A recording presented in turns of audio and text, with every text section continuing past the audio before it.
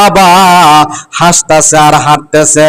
ওই বাবাকে জিজ্ঞাসা করা হয়, কি ব্যাপার, আপনি হাসেন কেন? বলে, আমি জান্নাতে যেতে চাই, আমার 7টা ছেলে জান্নাতের মেহমান হয়ে গেছে। একটা 3 বছরের বাচ্চা, কোমর থেকে নিচে পর্যন্ত সব শেষ হয়ে গেছে, নারী বুড়ি ঝুলতেছে।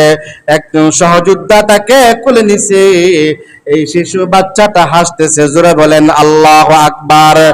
এ মুসলমান আল্লাহর গোলাম, 7 বছর থেকে 6 বছরের একটা বাচ্চা 1 ফোঁটা পানির জন্য দৌড়ায় আর বলে, আনা দাখালাল জান্নাহ, আনা দাখালাল জান্নাহ, আনা দাখালাল জান্নাহ।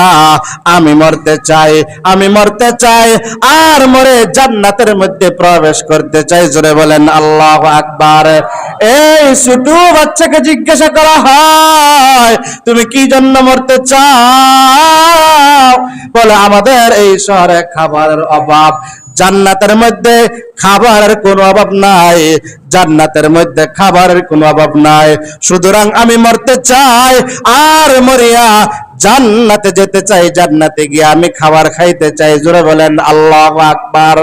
ফিলিস্তিনের মুসলমানদের অবস্থা খুবই খারাপ, এই জন্য সদা সর্বদা তাদের জন্য দোয়া করার দরকার আছে না নাই?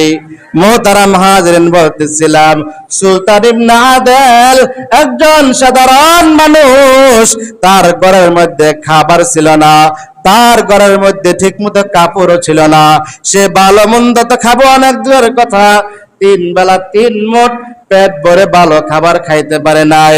সেই সুলতান ইবনে আদেলকে, আদেলের জানাজা পড়ানোর জন্য আল্লাহ রাব্বুল আলামিন 250 কিলোমিটার দূর থেকে বাগদাদের বাদশা জুনায়েদ বাগদাদি রহমাতুল্লাহ আলাইহিকে পাঠাই দিলেন। সেই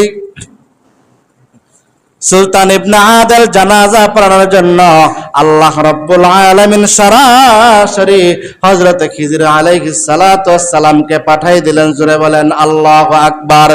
এমনি এমনি পাঠাই নাই, ওনার মধ্যে কয়েকটা গুণ ছিল।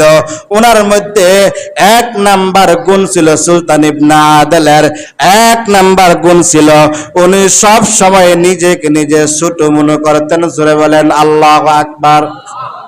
সুলতান ইবনে আদেল সব সময় নিজেকে নিজে ছোট মনে করতেন, কারণ আজকে যা আমি জুমার নামাজ পড়িয়া বাড়িতে যাবো, এর কোনো গ্যারান্টি আসেনি। জোরে বলেন।